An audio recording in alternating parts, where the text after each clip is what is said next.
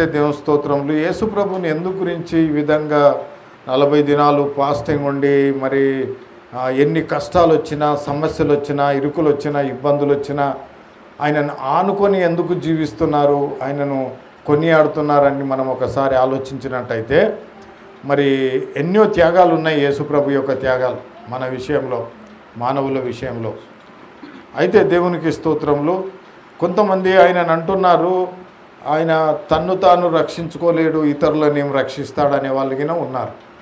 కానీ 1 కొరింథీయులకు రాసిన పత్రిక 15వ అధ్యాయము 3వ వచనం నుంచి మనం చూస్తే, నాకు ఇయ్యబడిన ఉపదేశమును మొదట మీకు అప్పగించి తిని, అదేమనగా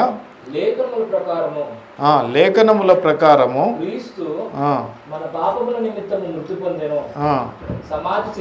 చూడండి దేవుని స్తోత్రములు. తన్ను తాను రక్షించుకోలేని వాడు ఇతరులను ఎలా రక్షిస్తాడు అని మతోన్మాదుల యొక్క మాట. దేవునికి స్తోత్రం. అయితే ఇక్కడ దేవుడు ఏమంటున్నాడంటే, మరి ఇక్కడ వాక్యం ఏం చెప్తుందంటే, లేఖనముల ప్రకారము క్రీస్తు మన పాపముల నిమిత్తము మృతి పొందెను. ఆయన ముందే చెప్పాడు, నేను చనిపోతా తిరిగి లేస్తానికినే చెప్పాడు. చనిపోవుటకు నాకు శక్తి ఉంది, తిరిగి లేచుటకినే నాకు శక్తి ఉంది అన్నాడు. ఆయన ఎవరో చంపేసినందుకు చనిపోయిన వాడు కాదు. దేవునికి స్తోత్రం. ఆయన భూలోకానికి వచ్చింది ఏంటంటే, ఆయన మరణిస్తేనే సర్వమానవుల యొక్క పాపములకు పరిహారం జరుగుతుంది, సర్వమానవులను స్వర్గానికి తీసుకుపోవటకు ఒక దారి ఏర్పడుతుంది. యేసు ప్రభు చనిపోయినట్లయితే సర్వమానవులకు పరిహారం లేదు. దేవుని స్తోత్రములు. సర్వమానవులు స్వర్గానికి వెళ్ళే మార్గం లేదు. అందుకే ఆయన వచ్చిందే చనిపోవడానికి, ఆయన వచ్చిందే రక్తం కార్చడానికి, ఆయన వచ్చిందే ఆ కల్వరి సిలువలో మరణించడానికి, అవమానాలు పొంది ఆయన ఆ కల్వరి సిలువలో మరణించాడు. ఎందుకంటే ఆయన మరణించడానికే వచ్చాడు. ఒక మాట అనుకుంటే ఆయన మరణించడానికే వచ్చాడు. ఎందుకంటే మానవులను స్వర్గానికి చేర్చాలంటే, మానవుల్లో ఉన్న పాపాలను, శాపాలను వీటన్నింటినీ నుండి విడుదల చేయాలంటే ఆయన ఈ భూలోకానికి, దేవాది దేవుడే ఈ భూలోకానికి దిగి రావాల్సి వచ్చింది. కన్యక గర్భమందు జన్మించి ఆయన 33.5 సంవత్సరాలు ఆయన బ్రతికి మరి కల్వరి సిలువలో మరణించవలసి వచ్చింది. లేఖనముల ప్రకారంగానే ఇది దేవుని లేఖనములో ఏ విధంగా అవుతుందో ఆ విధంగానే అని ఉంటుంది. ఇంకేమంటాడు 4వ వచనము, లేఖనముల ప్రకారము ఈ 3వ దినమునగిన లేపబడతానని ఆయన ముందే చెప్పాడు. అందుకే యేసు ప్రభు యొక్క చరిత్ర చాలా విచిత్రంగా ఉంటుంది. ఆయన పుట్టక ముందడి నుంచే స్టార్ట్ అయింది ఆయన మీద దాడి. పుట్టక ముందడి నుంచే ఆమె మరియమ్మ గర్భవతిగా ఉండి ప్రసవించడానికి స్థలం లేకుండా చేశాడు ఆ సాతానుడు. అనేక రీతులుగా అక్కడి నుంచే దాడి స్టార్ట్ అయింది యేసుప్రభు మీద. పుట్టిన తర్వాత కూడా హెరోదు ద్వారా మరి అతన్ని చంపేయాలని, 2 సంవత్సరాల లోపల ఉన్న వాళ్ళందరినీ సంహరించాలని అక్కడిగిన కుట్ర జరుగుతూనే ఉంది. ఇప్పటికీ ఆ కుట్రలు జరుగుతూనే ఉన్నాయి లోకంలో. మీరు చూడండి, యేసు ప్రభు యొక్క వాక్యము దేవుడై ఉన్నాడు కాబట్టి వాక్యం మీద కానీ, యేసు ప్రభు మీద కానీ, యేసు ప్రభు నమ్మిన బిడ్డల మీద కానీ దాడి జరుగుతూనే ఉంది. అంటే అర్థమేమదంటే ఆయన మరి లేఖనముల ప్రకారంగా 3వ దినమున లేపబడెను. ఓ మరణమా నీ విజయం ఎక్కడా, ఓ మరణమా నీ ముల్లెక్కడా, మరణపు ముల్లు పాపమునకున్న బలము ధర్మశాస్త్రమే. అయినను మన ప్రభువైన యేసుక్రీస్తు మూలముగా మనకు జయము అనుగ్రహించుచున్న దేవునికి స్తోత్రములు కలుగునుగాక.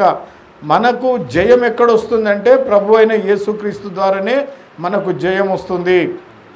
జయము ప్రభువు లేకుంటే మనకు జయం లేదు.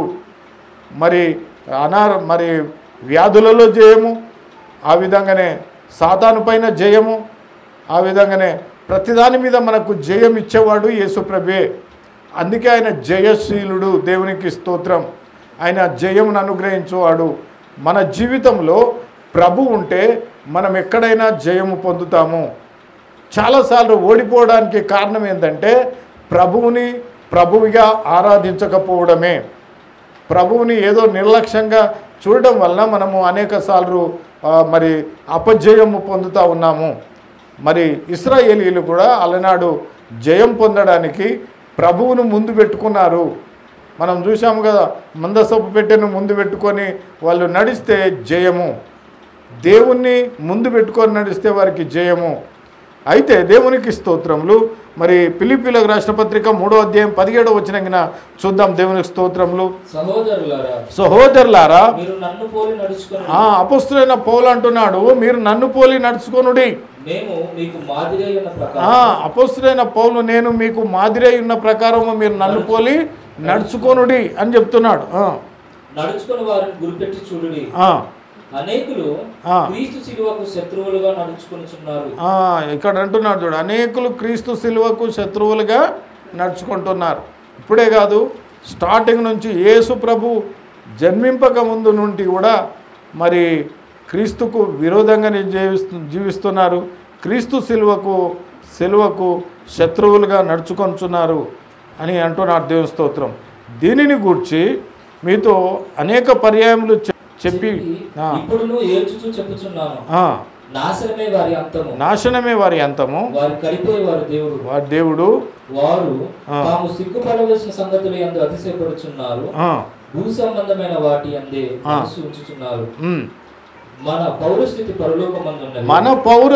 పరలోకమందున్నది. అక్కడ నుండి ప్రభువైన యేసు క్రీస్తు మన రక్షకుని నిమిత్తము కనిపెట్టుకొని ఉన్నాము. ఆయన కొరకు కనిపెట్టాలి. మన పౌరస్థితి పరలోకమందున్నది. పరలోకమందున్న యేసును మనము కనిపెట్టుకోవాలి. కానీ ఈ లోకములో దేన్నో కనిపెట్టుకొని ఏ దాని మీదనో నమ్మకం ఉంచి దేన్నో అనుసరించినట్టయితే దాని వలన ప్రయోజనం లేదు. దేవుని స్తోత్రం. ఈ దినాల్లో ఏం జరుగుతుందంటే, మరి ఆయనను కనిపెట్టుకోవాల్సింది పోయి లోకములో ఏదేదో చేస్తూ ఉన్నారు, ఏదేదో కనిపెడుతున్నారు, ఏదేదో చేస్తున్నారు. అది కాదు దేవుని స్తోత్రములు. మనం దేవుణ్ణి కనిపెట్టుకోవాలి. కనిపెట్టడం అంటే ఏంటిది? కనిపెట్టడం అంటే ఏంటిది? చాలాసార్లు మనము చూస్తుంటాము, ఏదో ఫ్లైట్ కొరకో లేకుంటే ట్రైన్ కొరకో వెళితే వాళ్ళు మనం అక్కడ వెళ్ళి బిఫోర్ కూర్చొని అది ఎప్పుడు వస్తుందా అని ఎదురు చూస్తాం కదా. ఫ్లైట్కైనా ఎప్పుడు పోతుందా అని చూస్తూ ఉంటాం. ఎదురు చూడడం అంటే అది మనం ఆదివారం వచ్చి ఆదివారం వెళ్ళిపోయి ఆదివారం ప్రేయర్కి వచ్చి మళ్ళీ దేవుణ్ణి మర్చిపోయి మన ఇష్టానుసారంగా జీవిస్తే అట్లా కాదు. ప్రభు కొరకు ఎల్లవేళలా ఒక ఆయనంట, ఒక భక్తుడు, ఒక పాస్టర్ అంట,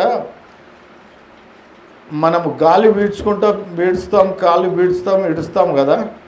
ఈ గాలి పీడ్చడం ఊడ్చడం ఎట్లుంటుందో ఆ విధంగా ఆయనగిన మరి దేవుణ్ణి మహిమపరిచేవాడంట. ప్రతి చిన్నదానికి హల్లెలూయా, ప్రతి చిన్నదానికి ఏదో ఒక దేవుణ్ణి స్తుతించడం ఇట్లాంటివి చేసేవాడంట. ఆయన ఏం చేశాడు, ఒక రోజున ఒక ఇంటి దగ్గర ఒక ఇంటి పెద్ద మనిషి చనిపోయాడు. ఆ ఇంటికి ఆయన్నే ఆధారం. ఆయన సంపాదించుకొచ్చి తెస్తేనే ఆ ఇల్లు పోషింపబడుతుంది. అలాంటి ఇంటి ఆయన చనిపోయాడు. చనిపోతే వాళ్ళ పిల్లలు భార్య అందరు కలిసి చుట్టూ ఏడుస్తూ కూర్చున్నారంట. ఇప్పుడు మాకెవరు దిక్కు, మమ్మల్ని ఎవరు పోషిస్తారు అని ఏడుస్తూ కూర్చుంటే ఈయన ఆ మార్గమున ఈ పాస్టర్ వెళ్తున్నాడంట. వెళ్తూ ఉంటే ఆయన వాళ్ళ ఏడుపును చూసి కొద్దిసేపు ఆగాడంట. ఆగి ఆయన ఆ విధంగా మరి కొద్దిసేపు దేవుణ్ణి ప్రార్థన చేశాడంట. ప్రభువా, వీళ్ళ స్థితి ఏంటిది? ఈ విధంగా వీళ్ళు మరి పోషించేది ఆయన్నే, ఆయన లేనప్పుడు ఇప్పుడు వీళ్ళ స్థితి ఏంటిది అని కొద్దిసేపు వారి మీద కనికరపడ్డాడన్నట్టు. ఆయన కనికరపడి ప్రార్థన చేస్తే చనిపోయిన ఆయన తిరిగి లేచాడంట. దేవునికి స్తోత్రం. దేవుడు కూడా మన మీద చాలాసార్లు కనికరపడుతున్నాడు. కనికరపడి గుడ్డి వాళ్ళ కళ్ళు తెరిచాడు. కనికరపడి అనేకులను రోగులను స్వస్థపరిచాడు. ఆయన కనికరము ఎవరి మీదకైతే వస్తుందో వాళ్ళు స్వస్థ పొందారు. ఎవరి మీదకైతే ఆయన కనికరం ఉంటుందో వారు అద్భుతాలు చేశారు. దేవుని కనికరము మన మీదకి రావాలంటే మనం ఏం చేయాలి? ఆయనకి ఇష్టమైన జీవితం జీవించాలి. ఆయన కొరకు కనిపెట్టాలి. ఆయన కొరకు వెతకాలి మనం. దేవునికి స్తోత్రం. యెషయా గ్రంథం 53 మన అందరికీ తెలిసిన వాక్యమే. 53 5వ వచనం నుంచో చూద్దాం. దేవునికి స్తోత్రం. మన అతిక్రమములను బట్టి అతడు గాయపరచబడెను, మన దోషములను బట్టి నలగగొట్టబడెను, మన సమాధానార్థమైన శిక్ష అతని మీద పడెను, అతడు పొందిన దెబ్బల చేత మనకు స్వస్థత కలుగుచున్నది. చూడండి దేవుని స్తోత్రములు. మన అతిక్రమ క్రియలను బట్టి అతడు గాయపరచబడెను, మన దోషములను బట్టి నలగగొట్టబడెను, మన సమానార్థమైన శిక్ష అతని మీద పడెను. చూడండి, ఇదంతా మన కొరకే దేవుని స్తోత్రములు. యేసు ప్రభు ఎందుకు నలగగొట్టబడ్డాడు, ఎందుకు గాయపరచబడ్డాడు, ఎందుకు ఈ రోజున అందరూ ఉపవాసాలు చేస్తూ ఉన్నారు? ఎందుకంటే ప్రభువు మన కొరకై నలగగొట్టబడ్డాడు. ఆయన మరి శ్రమపడ్డాడు. నేను చేసిన పాపము, మనందరం చేసిన పాపమును బట్టి ఆయన కొరడాలతో కొట్టబడ్డాడు అని మనం చూస్తున్నాం. నలగొట్టబడ్డాడు. సమాధానార్థమైన శిక్ష అతని మీద పడెను, అతడు పొందిన దెబ్బల చేత మనకు స్వస్థత కలుగుతుంది, అతడు పొందిన దెబ్బల చేత మనకు స్వస్థత కలుగుతుంది అని ఉంది దేవుని స్తోత్రం. దేవుడు ఆయన మరి దెబ్బలు పొందకుంటే, ఆయన సిలువలో మరణించకుంటే, మన కొరకై రక్తం కార్చకుంటే మనం స్వస్థత వచ్చేది కాదు. మనకు శాంతి సమాధానంగా ఉండేవాళ్ళం కాము. మనకు ఎందుకు శాంతి సమాధానంగా ఉండేవారం కాము అంటే, సాతానుడు దాడి చేస్తూనే ఉంటాడు. ప్రతి మానవుని మీద సాతానుడు దాడి చేస్తూనే ఉంటాడు. దేవుని బిడ్డల మీద ఇంకా దాడి చేస్తూనే ఉంటాడు. అప్పుడు దేవుడు మనకు తోడుగా ఉంటాడు. దేవుడు మన మీదకి వచ్చే సాతాను శక్తులను ఎదిరిస్తాడు. దేవునికి స్తోత్రం. అందుకే దేవునికి స్తోత్రములు. మరి అతడు పొందిన దెబ్బల చేత మనకు స్వస్థత కలుగుతున్నది. స్వస్థత ఎట్లా కలుగుతుంది? యేసుప్రభు పొందిన దెబ్బల చేత, ఆయన గాయపరచబడ్డాడు కాబట్టి మరి మనకు స్వస్థత కలుగుతున్నదని మనం చూస్తున్నాం. 6వ వచనం చూద్దాం. గొర్రెల వలె త్రోవ తప్పితిమి. మనం చూస్తే నిజంగానే మనుషులు ఎంత బలహీనులు అంటే ఎంత బలహీనంగా నడుచుకుంటారంటే, దేవుని సన్నిధిని గిన గుర్తెరగలేని స్థితిలో, ఆదివారం గిన గుర్తెరగలేని స్థితిలో ఆ విధంగా ఉండిపోతారు. ఆదివారము దేవుని దినము దేవునికి ఇవ్వాలని దేవుడు అంటున్నాడు. మనకి ఎన్ని పనులున్నా ఆదివారం అనేది దేవుని యొక్క సన్నిధి దేవునికి ఇవ్వవలసిందే. అందుకే అంటున్నాడు, మనమందరం గొర్రెల వలె త్రోవ తప్పితిమి, మనలో ప్రతివాడును తనకిష్టమైన త్రోవను తొలగెను. ప్రతివాడు తన ఇష్టమైన త్రోవను వెళ్ళిపోయాడంట. మనము మన ఇష్టమైన త్రోవను వెళ్ళిపోయాము. యేసు ప్రభు మనందరి కొరకు ఆయన కల్వరి సిలువలో మరణించాడు. కల్వరి సిలువలో ఆయన మన కొరకు రక్తం కార్చాడు. ఆయనను మనం జ్ఞాపకం చేసుకోవాలి. ఆయన మన కొరకు అంటే ఇక్కడ ఉన్న వాళ్ళం అందరం అనుకోవాలి, నా కొరకు యేసు ప్రభు బలి అయ్యాడు, నా కొరకు యేసు ప్రభు కల్వరి సిలువలో మరణించాడు, నా కొరకు రక్తం కార్చాడు, నా కొరకు ఆయన గడ్డం పెరికివేయబడ్డది, నా కొరకే కదా ఆయన చేతులలో కాళ్ళలో మేకులు కొట్టబడ్డాయి. నిజంగా మరి నేను ఆయనకేం చేస్తున్నాను? నేను ఆయనకు సమయం ఇస్తున్నానా? సరి అయిన ఆరాధన చేస్తున్నానా? సరి అయిన స్థితిలో దేవుని నేను వెతుకుతున్నానా అని మనం ప్రశ్నించుకోవాలి. కానీ దేవునికి స్తోత్రంలో అలా లేదు. మానవులలో ఇప్పుడు మానవులు వారి ఇష్టానుసారంగా జీవిస్తున్నారు. వారు ఎక్కడికి పోవాలంటే అక్కడికి పోతారు, ఏ టైంకి రావాలంటే ఆ టైంకి వస్తారు. దేవుని యొక్క సన్నిధి ఏమాత్రము పరిశుద్ధమైందని, పవిత్రమైందని, దేవుని సన్నిధిని కరెక్ట్గా ఉండాలని అనుకోవడం లేదు ప్రజలు. వారి ఇష్టం ఉంటే రావడం, లేకుంటే లేదు. లేకుంటే వాళ్ళ ఇష్టం ఉంటే వస్తారు, లేకుంటే లేదు. ఇలాంటి పద్ధతిలో మానవులు అంటే వారి ఇష్టానుసారంగా జీవిస్తున్నారు. ఒక మాట అంటాడు దేవుని వాక్యం ఏంటంటే, మీరు మీ సొత్తు కాదు, మనము మన సొత్తు కానే కాదు, మనము విలువ పెట్టి కొనబడిన వారము. మన కొరకు ఆయన విలువ పెట్టాడు, రక్తం చిందించాడు, పరిశుద్ధమైన రక్తం చిందించాడు, యవ్వన రక్తం చిందించాడు.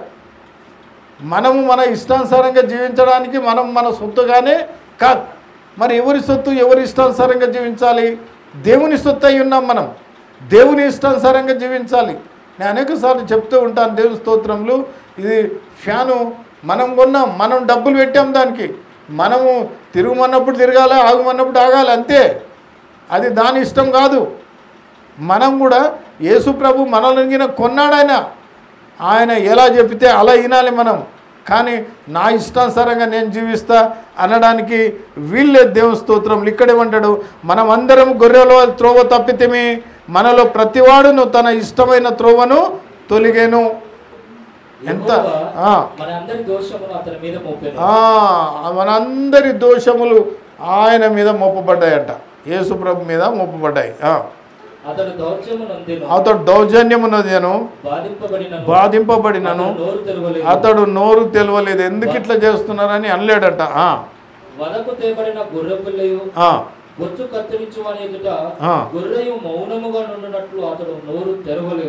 ఏమి చేసినా కానీ కాము ఉన్నాడంట. ఎందుకు కాము ఉన్నాడయ్య అంటే, నేను ఈ విధంగా ఉంటేనే నా ప్రజలైన సర్వ మానవులకు రక్షణ వస్తుంది. నేను ఎందుకు, నాకు సిలువ ఎందుకు, అదెందుకు, నన్ను ఎందుకు కొరడాలతో కొడుతున్నారు, నన్ను ఎందుకు మేకులతో కొడుతున్నారు, కొట్టొద్దంటే మనకు రక్షణ లేదు. కాబట్టి మనకు రక్షణ ఇవ్వడానికి ఆయన కాముగా ఉన్నాడు. కాముగా ఉండి ఇవన్నీ చేయగలిగాడు. దేవుని స్తోత్రములు. చూడండి, హెబ్రీలకు రాసిన పత్రిక 13వ అధ్యాయము 12వ వచనం కింద చూసినట్టయితే, కావున యేసు కూడా స్వరక్తము చేత ప్రజలను పరిశుద్ధపరచుటకై. చూడండి, కావున యేసు కూడా తన స్వరక్తం చేత ప్రజలను పరిశుద్ధపరచుటకై, మనలను పరిశుద్ధులుగా చేయడానికి ఆయన రక్తం కార్చవలసి వచ్చింది. మరి అంతకుముందు పరిశుద్ధులం కామంటే అపరాధముల చేతను పాపముల చేతను మీరు చచ్చిన వారండగా, పాపం వల్ల వచ్చు జీవితం మరణం అయి ఉండగా, మరణం అనగా మాది మనం చూస్తాము, రెండవ మరణం అగ్నిగుండంలో పడడం రెండవ మరణం. ఈ మరణమైన వాడు అగ్నిగుండంలోకి పోకుండా వీన్ని తప్పించడానికి ఈయన ప్రజలను పరిశుద్ధపరచుటకై గవిని వెలుపల శ్రమపడెను. ఊరు వెలుపల కల్వరి సిలువలో ఆయన మరి మరణించవలసి వచ్చింది. ఆ ఎండలో చూసినట్టయితే ఆ సిలువను మోయడము మనం చూస్తే చాలా ఘోరంగా ఉంటుంది. ఆ సిలువను మోయడము, ఆ మోయలేని భారమైన సిలువ మోస్తూ ఉంటే వెనకకెళ్ళి కొరడాలతో కొట్టడము, ఆయన పడుతూ లేస్తూ ఆ యొక్క సిలువను మోస్తూ ఉంటాడు. అంతేకాదు ఆ మిట్ట మధ్యాహ్నము ఆ యొక్క ఎండలో ఆ గొల్గోతా కొండ మీదకి తీసుకెళ్ళి అక్కడ సిలువ కేసి కొట్టి ఆ విధంగా సిలువలో మేకులు కొడుతుంటే అక్కడ ఉన్న వాళ్ళందరూ చూస్తూ ఉంటారు. అట్లా మేకులు కొడుతూ ఉంటే రక్తము ఇట్లా చిందిపోతుంటుంది, రక్తం చిందుతుంటుంది. కాళ్ళలో కానీ చేతుల్లో కానీ కొడుతుంటే చిందిపోతుంటుంది. నాకు చాలాసార్లు జ్ఞాపకం వస్తుంది, నాకు వేరే వాళ్ళు ఇంజెక్షన్ ఇస్తుంటేనే నాకు భయం అవుతుంది. అది ఇంతంత ఇంజెక్షన్ ఇట్లా ఇవ్వడానికి వస్తే అది గింతే ఉంటుంది. ఇంతలా మేకులు కొడుతుంటే ఆయన ఎంత సహించాడు? ఎవరి కొరకు సహించాడు? నా కొరకు అనండి, నా కొరకు అనండి అందరు, నా కొరకు ఇంత మేకులు కొడుతూ ఉంటే ఆయన ఆ విధంగా సహించాడు. ఇంత చిన్న ఇంజెక్షన్ ఇట్లా వాళ్ళు సేఫ్టీగా ఇస్తారు. అదిగిన సేఫ్టీగా ఇవ్వడానికి వెళ్తేనే మనకెంత భయం. అటువంటిది ఇంత మేకులు తెచ్చి కొడుతూ ఉంటే అది ఒక క్రమం పద్ధతి కాదు. ఈడ ఎముక ఉందా ఏముందా ఏం లేదు, అట్లా పెట్టి సుత్తెలతో కొట్టడమే. ఎంత ఘోరమైన స్థితి ఒక్కసారి ఆలోచించండి. ఎందుకయ్యా ఇదంటే నీ కొరకు నా కొరకు మనందరి కొరకే. ఆయన కల్వరి శిలువలో ఇంత ఘోరాతి ఘోరంగా మరి ఆయన కొట్టబడ్డాడు. అయినా మనుషులకు కరుణ దయ ప్రేమ అనేది ఏమాత్రం ఉండడం లేదు. అయ్యో ప్రభు నా కొరకు మరణించాడు కదా, నా కొరకు కొరడా దెబ్బలు తిన్నాడు కదా, ఒకటి తక్కువ 40 కొరడాలు దెబ్బలు తిన్నాడు కదా, మరి ఎంతో మేకులతో మరి ఎంతో చిత్రహింసలు చేయబడ్డాడు కదా, ఆయన ముఖం మీద నా గురించే కదా ఉమ్ము వేశారు కదా, ఆయన గడ్డం పెరికారు కదా. ఇవన్నీ మానవులకు జ్ఞాపకం రావడం లేదు. నేను హాయిగా ఉన్నా, నాకు అన్ని రకాలుగా ఉన్నాయి, ఇక నేను దేవుణ్ణి ఆరాధించేది లేదు, దేవుని మన ఇష్టం మన ఇష్టానుసారంగా నా ఇష్టానుసారంగా నేను జీవిస్తా అనే పద్ధతిలో మానవులు ఉంటున్నారు. ఈ వాక్యం వింటున్న మనము అలా ఉంటే నిజంగా మనము దేవుని సన్నిధిలో మనమే మోసం చేసుకుంటున్నట్టు. దేవుడు చేసే త్యాగాన్ని నువ్వు గుర్తించలేనట్లయితే మరి నువ్వు నిజంగా మోసగాడవని అర్థం. దేవునికి స్తోత్రం. దేవుని మోసం చేస్తున్నారు ఎవరయ్యా అంటే, ఎవరు చేశారు మోసము? సిలువకు ఎవరు అప్పగించారు? యూదా ఇస్కరియోతే శిష్యులలో ఒకరు. యూదా ఇస్కరియోతే యేసు ప్రభువును సిలువకు అప్పగించాడు. నేడు క్రైస్తవులే దేవుణ్ణి సిలువకు అప్పగిస్తున్నారు. బాగా గమనించండి, క్రైస్తవులే దేవుని యేసును మరలా సిలువకి కొడుతున్నారు. మన యొక్క ప్రవర్తన, మన యొక్క క్రమము, మన యొక్క పద్ధతి, మనం ఆయన ఆజ్ఞలు కట్టడాలు అనుసరించి నడుచుకోకపోవడం వల్ల మనమే యేసు ప్రభువును సిలువకు అప్పగిస్తున్నామని అర్థం.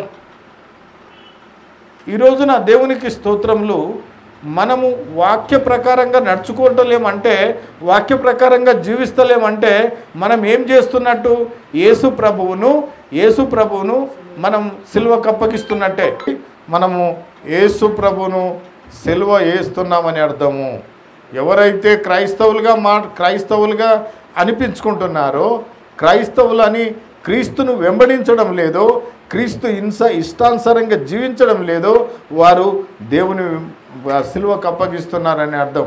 అందుకే అపొస్తలుడైన పౌలు అంటున్నాడు, నేను క్రీస్తును పోలి జీవించిన ప్రకారము మీరు నన్ను పోలి జీవించండి. ఖచ్చితంగా చెప్పాడు. అట్లా ఉండాలి విశ్వాసం. అది దేవునికి స్తోత్రం. ఇంకేమంటాడు చూడండి, దేవుని స్తోత్రం.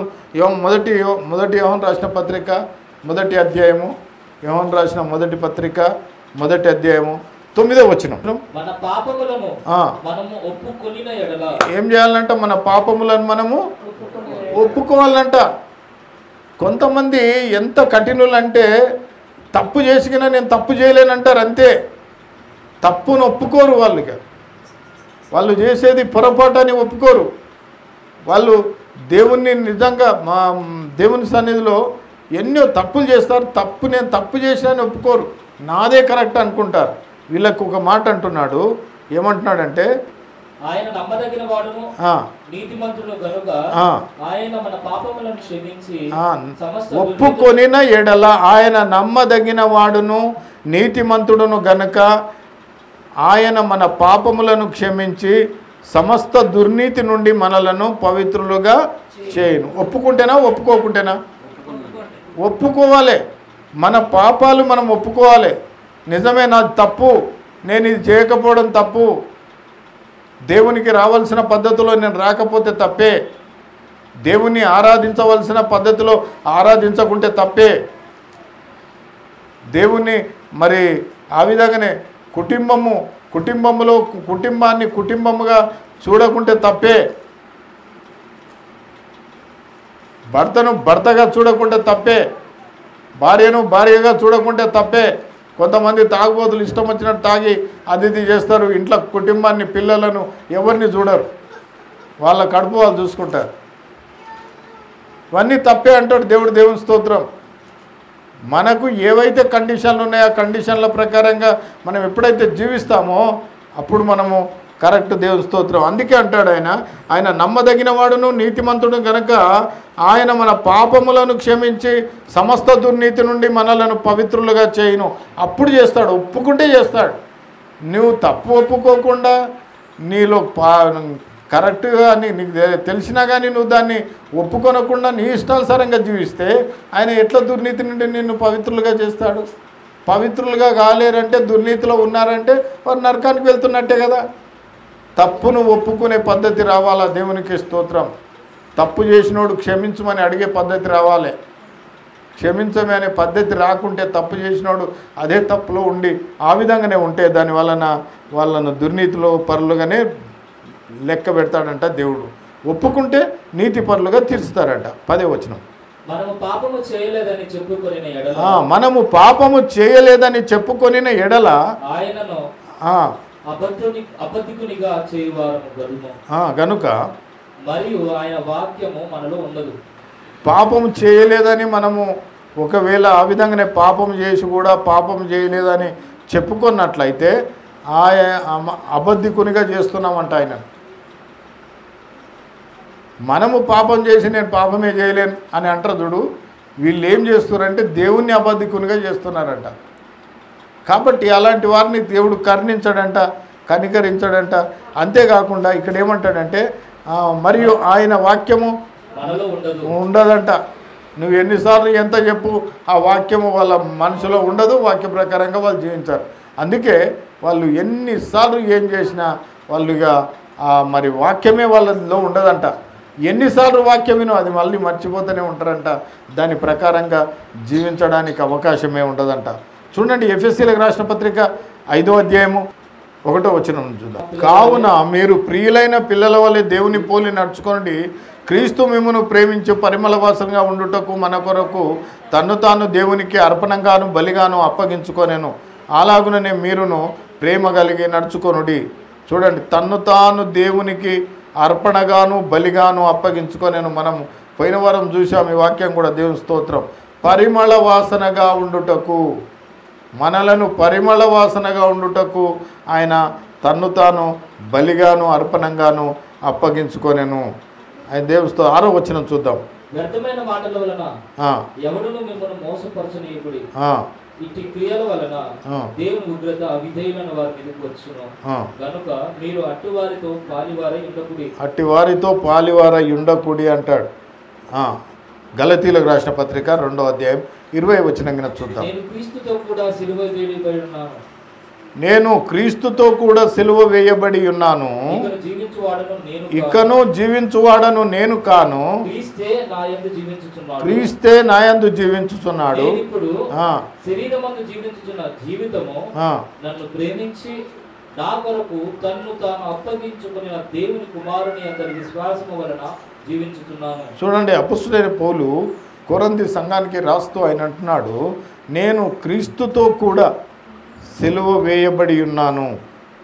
ఏంటంటే క్రీస్తుతో కూడా సిలువ వేయబడి ఉన్నాను.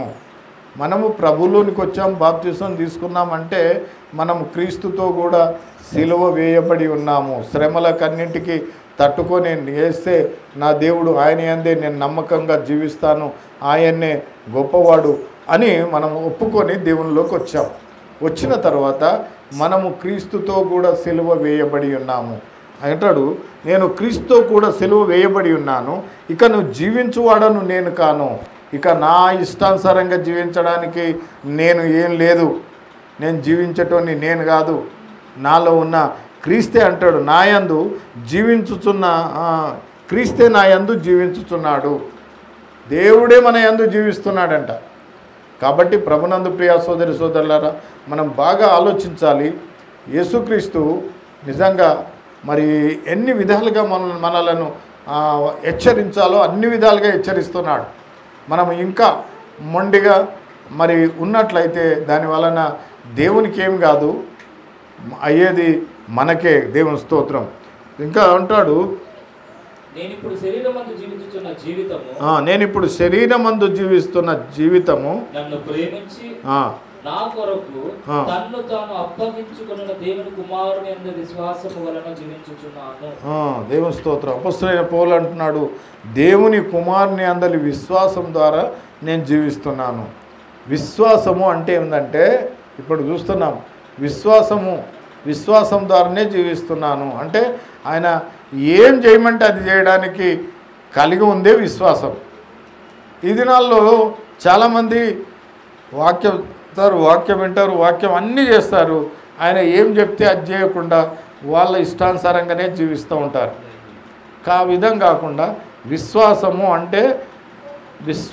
అంటే ఏంటంటే ఇప్పుడు చిన్నపిల్లలు ఉన్నారు, ఈ అబ్బాయి ఉన్నాడు. ఈ అబ్బాయి తల్లి మీద విశ్వాసం పెడతాడు,